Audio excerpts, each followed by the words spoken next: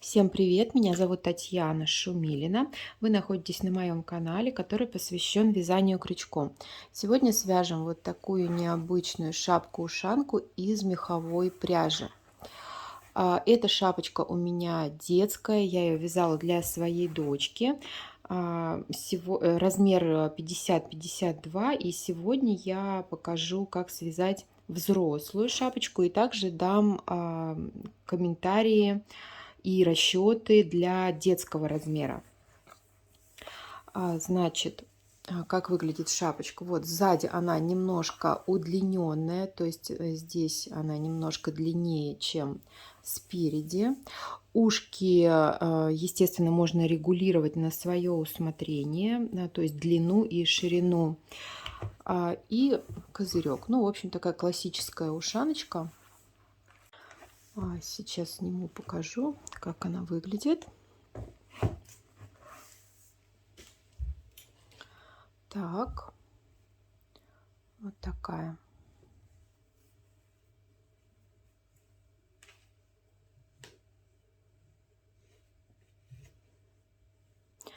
Так, вязать я буду из пряжи меховой Артемида, вот, но не обязательно использовать именно такую. Вот эту шапочку я вязала вот из этой пряжи, называется она Fancy Fur.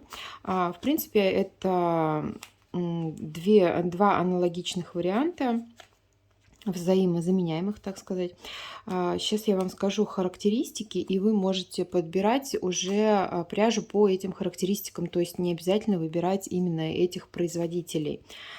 Смотрите, здесь в этом моточке 100 граммов 60 метров. Здесь 50 грамм 33 метра, ну то есть в 2 раза меньше моточек. Вот подбираете пряжу по метражу, то есть чтобы на 100 граммов приходилось где-то 60, ну 65 метров, вот так вот, плюс-минус. Вот такая толщина будет оптимальна для этой шапки. Дальше крючок я возьму номер 5. Ну и, собственно, больше мне ничего не понадобится. Да, по расходу. Вот на эту шапочку у меня ушло чуть больше 4 моточков вот таких вот 50-граммовых. То есть где-то 210 граммов у меня на нее ушло. Вот. На взрослую шапочку у меня уйдет 3 вот таких 100-граммовых мотка. Более точную информацию по расходу для взрослого размера дам в конце видео. Ну что ж, я приступаю к вязанию, а вы не забудьте поставить лайк этому видео и подписаться на канал, если вы еще не подписаны. Всем приятного просмотра! Итак, начинаем вязание с макушечной части, которая будет представлять собой идеальный круг столбиком без накида. Да, узор будет у нас обычный столбик без накида, классический, без всяких наворотов, потому что здесь, в принципе, каким узором не свяжи, его все равно будет не видно. Далее, размер круга будет зависеть от размера головы. Как определить размер головы? Просто берете сантиметровую ленту, обмеряете окружность своей головы и таким образом получаете свой размер. Вот, например, у меня окружность головы 57, значит, размер шапочки у меня будет 56-58. Соответственно, окружность моей готовой шапки в идеале должна быть равна 57 сантиметров, то есть четко по окружности головы. Но круг я буду вязать сантиметров на 5 меньше. Почему? Потому что когда я свяжу круг и потом перейду на вязание без прибавок, у меня вот там 1-2 ряда будут считаться переходными, и они мне дадут еще где-то сантиметров 5 в окружности. То есть при моем размере я должна связать круг примерно 53 сантиметра окружностью. Итак, приступаем и начинаем вязание с кольца амигуруми. Значит, обхватываем ниточкой ладошку, точнее не ладошку, а пальцы, придерживаем хвостик и вводим крючок таким вот образом. Выводим петельку. Давайте еще раз покажу. Так, захватываем рабочую нить и как бы ее перекручивая, выводим вот сюда. Так, этот хвостик держим и рабочей нитью вяжем. Так, петельку вывели и делаем воздушную петлю подъема. Теперь сразу на эту воздушную петлю закрепим маркер. Так.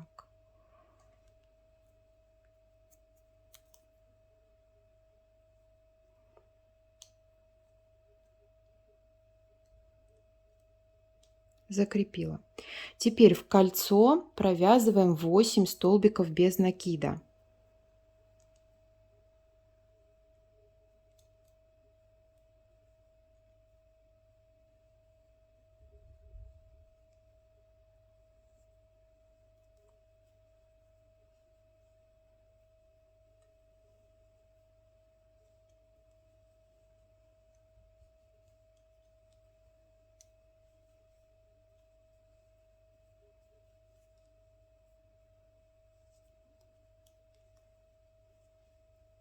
Восемь. Затягиваем хвостик.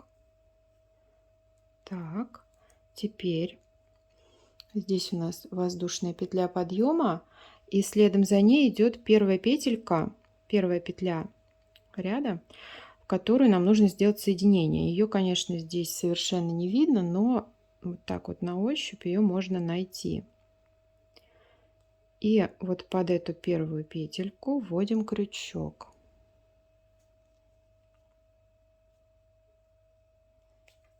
Так, захватила петлю и делаю соединение соединительной петлей.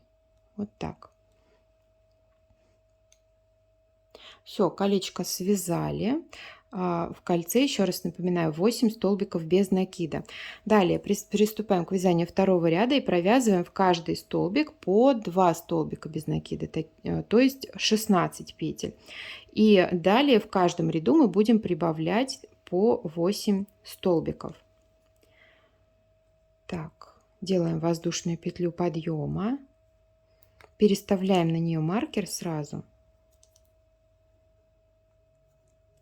Я это делаю для того, чтобы мне потом было проще найти вот эту первую петельку, в которую мне нужно сделать соединение. То есть, чтобы не спутать ее с воздушной петлей подъема, я обозначаю маркером. Так, далее нащупываем первую петельку.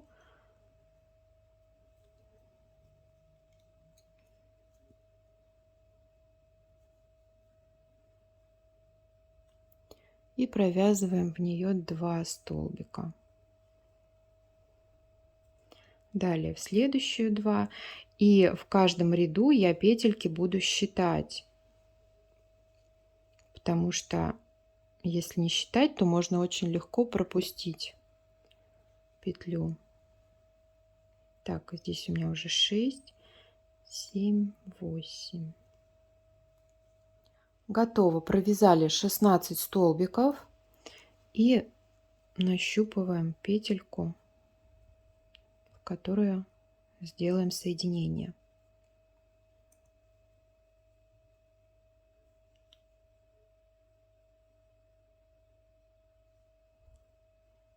Далее воздушная петля подъема и сразу переустанавливаем маркер. Далее третий ряд и также делаем 8 прибавочек, то есть прибавка у нас здесь будет через одну петлю. Итого в 8 ряду у нас будет 24 столбика. Начну ряд с прибавки, далее 1 столбик одинарный, далее снова прибавка и петельки снова считаю, чтобы не запутаться.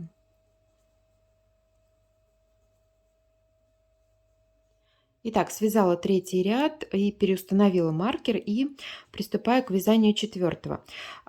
Здесь также будет 8 прибавок, и прибавочки я буду смещать, то есть буду делать их не в одной и той же петле в каждом ряду, а со смещением, чтобы у нас получился круг без углов, идеально ровный. Значит, третий ряд я начинала с прибавки, значит, сейчас я прибавочку смещу на 2 петли. То есть вот эту прибавку, которая была в прошлом ряду, провяжу одинарными петлями, 2 одинарные и следом за ними прибавка. Здесь у меня прибавка будет уже через каждые 2 петли.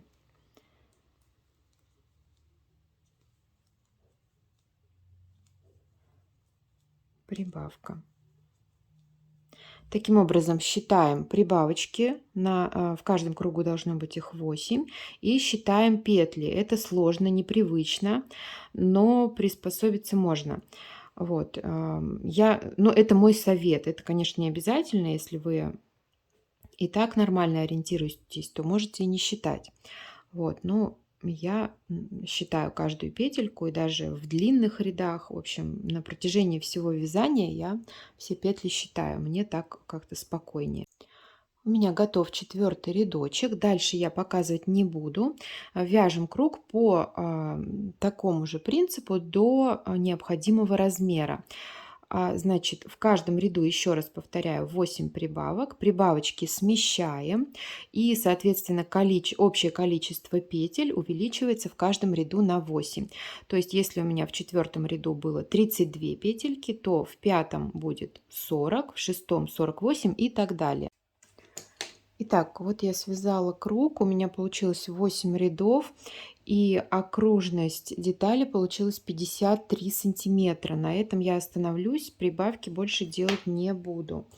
Так, и для информации еще скажу диаметр. Диаметр 17, окружность 53. Еще один важный момент. Смотрите, если вы связали круг, обмерили окружности, понимаете, что он еще маловат, но при этом, если вы свяжете еще круг, то он будет уже слишком большой.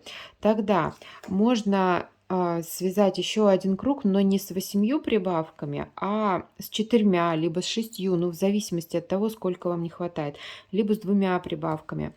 Вот, то есть уже как бы смотреть по ситуации. Вот, например, у меня вот в этой шапке получилась такая ситуация. Я в последнем 8, то у меня здесь тоже был круг из 8 рядов, но в 8 ряду я вязала не 8 прибавок, а 4.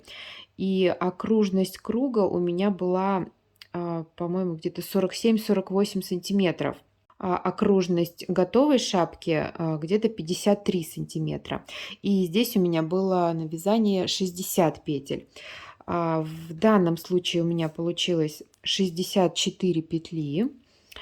Дальше перехожу на вязание боковых стенок. И глубину шапки я буду делать где-то сантиметров 15. Здесь опять же таки все индивидуально, зависит от размера головы. После того, как перейдете на вязание боковых стенок, свяжете рядочка 2-3, обязательно обмерите окружность, чтобы понять, вписываетесь ли вы в размер. У меня, например, вот должно прибавиться сантиметров 5, просто я уже знаю, сколько у меня прибавится при моей плотности вязания. Вот эти переходные там ряд 2 мне дадут еще плюсом 5 сантиметров к окружности.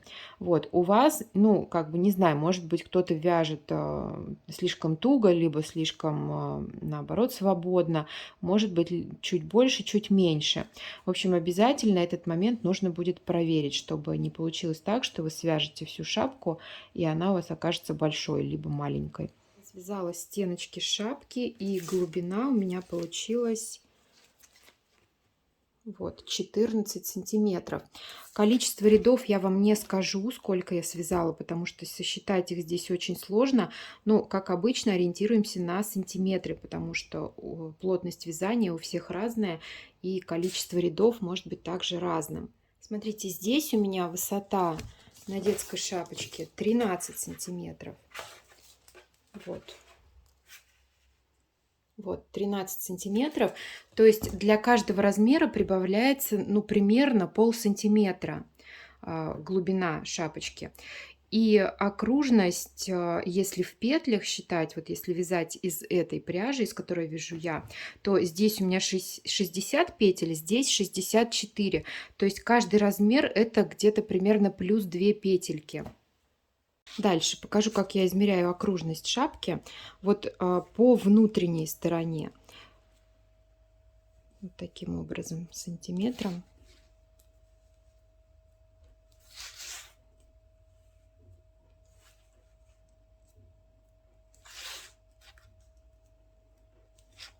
Так, вот у меня ровно 58 сантиметров. Теперь, прежде чем переходить к вязанию ушек, я свяжу буквально пару рядов для задней части, для того, чтобы шапочка сзади сидела немножко пониже, чем спереди. И вязать я буду обычными поворотными рядами, просто свяжу 2, может быть, 3 ряда, посмотрю. Значит, смотрите, как определить размер вот этой задней части. То есть он будет выделять как бы лицевую зону и захватывать зону ушей и заднюю часть головы. Значит, смотрите, размер этой всей зоны будет составлять примерно 2/3 окружности вашей шапки. Например, вот у меня 64 петли, 2/3 от 64 это 42 петли. То есть на зону лица останется у меня 22 петельки. И смотрите, ну можно сделать заднюю часть, ну на 2 петельки поменьше. То есть на лицо оставить побольше, не 22, а 24. Но это максимум. То есть минимум, что вы берете для задника, это 40 петель, ну, при таком же количестве петель, как у меня. И максимум это 42 петли. То есть понятно, да, что таким образом вы регулируете зону для лица. Если возьмете на задник 42 петли, то личико получится, ну, такое довольно узкое, и ушки будут прикрывать даже немножко зону щек. Если для задника возьмете 40 петель, то, соответственно, зона лица чуть-чуть расширится, и оно будет как бы побольше, да, видно из-под шапки. Вот. Но меньше 40 уже брать не стоит, потому что шапка уже будет смотреться несуразно, уши будут слишком далеко друг от друга.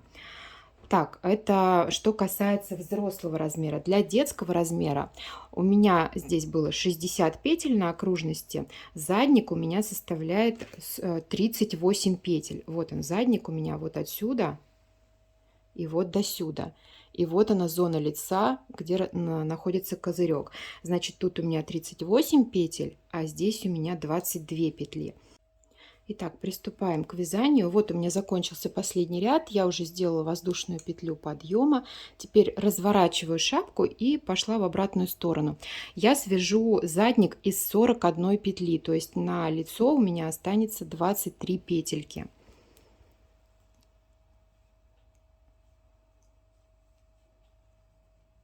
И, естественно, петельки считаю. Ну вот, я связала 3 рядочка. Вот такая вот получается шапочка. Вот. И прямо отсюда перехожу к вязанию ушей. Значит, по размеру. Ширина и длина ушей, естественно, может регулироваться на ваше усмотрение. На мой взгляд, оптимальная ширина это где-то 10-12 сантиметров. Вот для детского размера я сделала 9 сантиметров, но они, наверное, немножко узковаты. Я, может быть, даже их перевяжу, сделаю чуть-чуть пошире. Вот. Здесь я хочу сделать сантиметров 11, где-то вот так. И для этого я возьму, наверное, 13 петелек на ширину. Длина уха также может регулироваться, естественно, по вкусу. Вот. Но если вы хотите, чтобы ушки завязывались вот здесь вот сзади на затылке, вот так, то длина уха должна быть равна примерно 1/3 окружности головы. Либо можно ее определить вот таким образом. Меряете свой задник вот отсюда. Так. И вот до сюда. Вот он у меня 38, ну где-то 39 сантиметров. Делите пополам, получаете 19 сантиметров. Вот 19 сантиметров должна быть длина одного уха. Но можно на сантиметрик сделать поменьше. Можно сделать 18, чтобы они не совсем прям вплотную тут сходились, а было небольшое расстояние. Итак, начинаю вязать поворотными рядочками. первое ушко.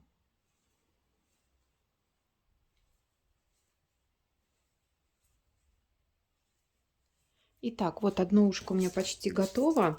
Смотрите, 13 петель, это у меня ширина 11 сантиметров, как раз так, как я и хотела. И длина у меня сейчас, ну вот, почти 15 сантиметров. И последние 3 рядочка я буду вязать с убавками по краям, для того, чтобы ушко было закругленным. Так, делаю воздушную петлю подъема. Здесь она у меня уже сделана. Так, воздушная петля подъема.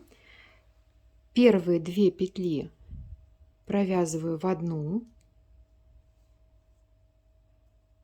Дальше 9 столбиков вяжу одинарных.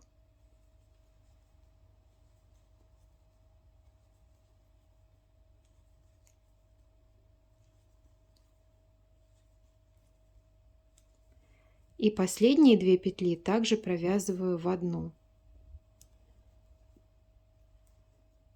Так, сделала убавку. Дальше воздушная петля, разворачиваюсь. Здесь снова первые 2 петли в одну.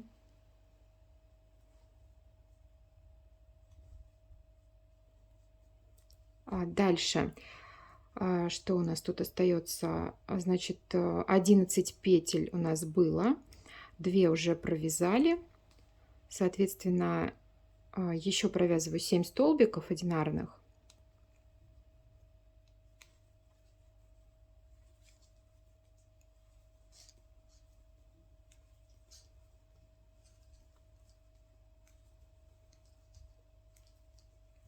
И последние 2 петли в одну.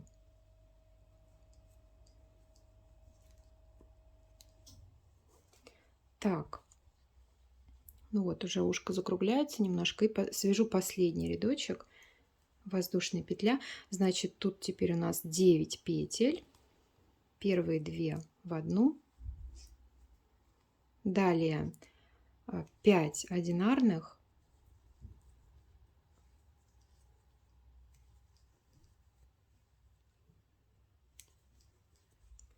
и последние 2 в одну.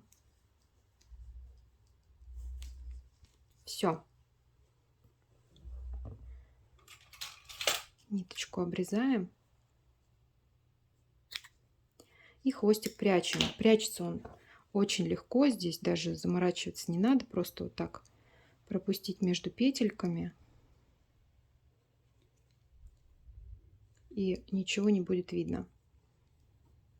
Так, ну вот, значит, готовое ушко у меня.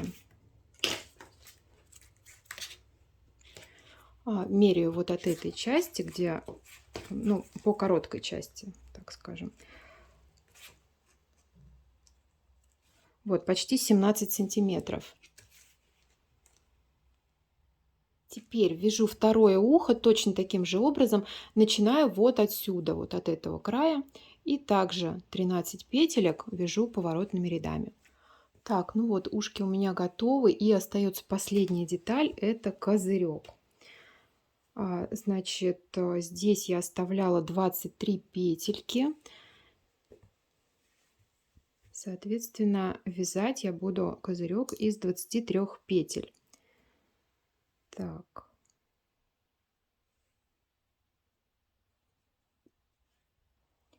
Высота козырька у меня будет сантиметров 8, но последние 3 ряда я буду провязывать точно так же с убавками, как вот здесь.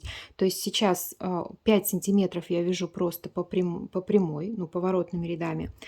И последние 3 ряда с убавками, то есть где-то 8 рядочков у меня будет.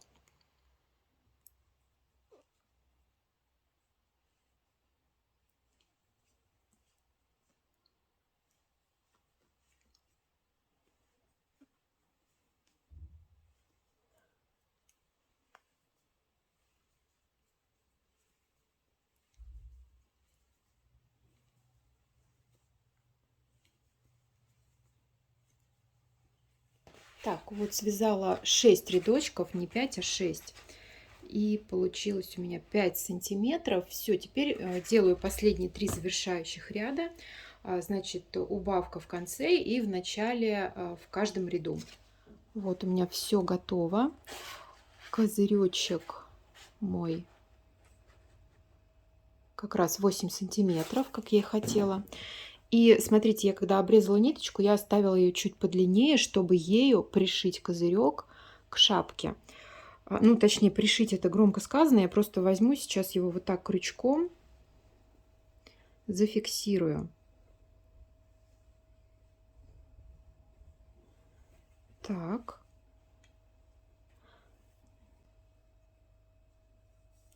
Вот так вот сделаю.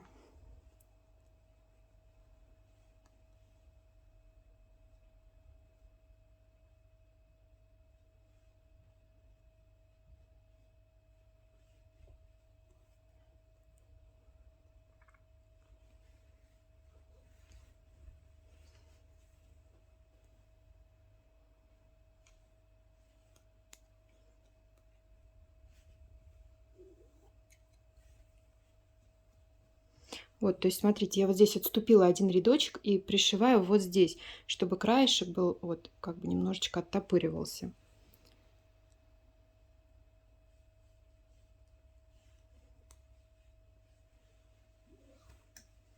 Ну что ж, вот моя шапочка готова.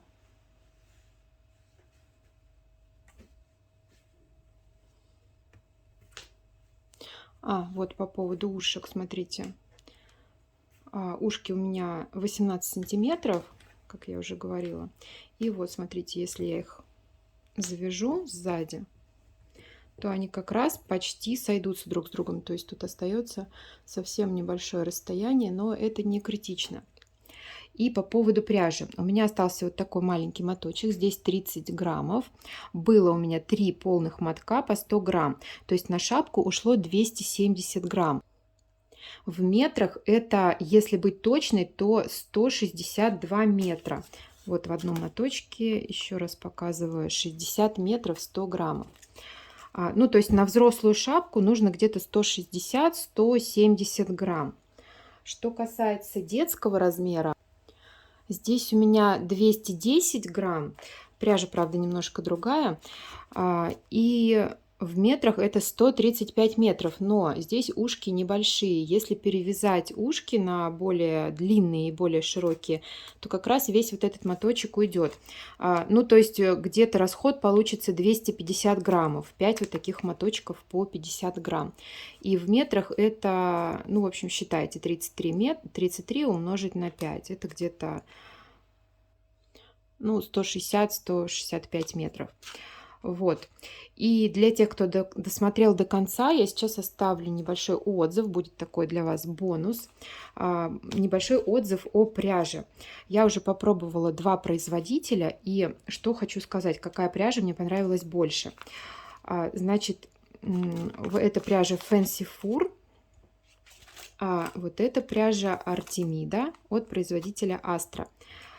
Однозначно могу сказать, что Fancy Fur мне понравилась больше, потому что, во-первых, она сама по себе немножко помягче. Вот не знаю за счет чего, наверное, за счет того, что вот эта вот тесьма, которой приделан мех, она, наверное, сама немножко помягче, чем вот эта. И она как-то поприятнее вяжется. Вот.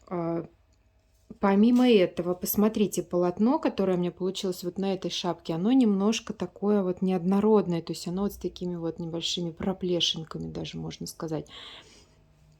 То есть вот эта вот тесьма местами видна бывает. Но это у меня лицевая сторона шапки. На изнаночной стороне, вот посмотрите, она более пушистая. Ну, в этом варианте то же самое. То есть, когда вяжешь, нитка тянется таким образом, что на изнанке остается чуть больше меха.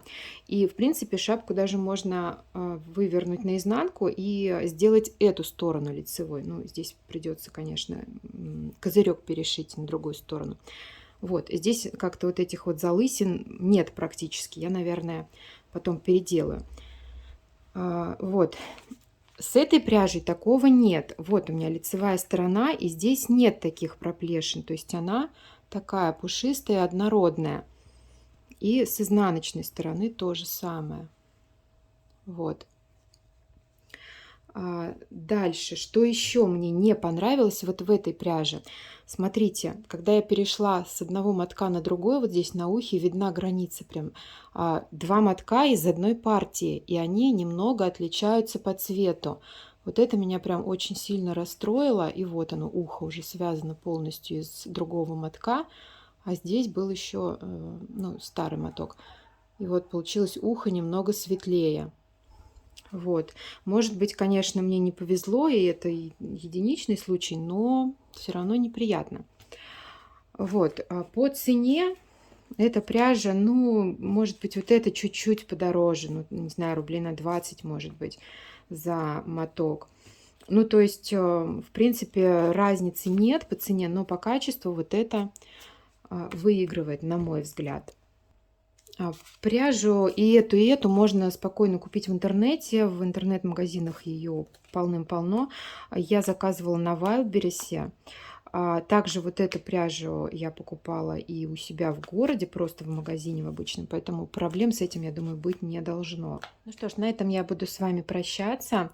Надеюсь, что мастер-класс был для вас полезен. Если есть вопросы, можете задать их в комментариях. Также не забудьте поставить лайк, подписаться на канал. И обязательно заходите в мой инстаграм и подписывайтесь. Ссылочка есть в описании под видео. Всем пока-пока, до новых встреч!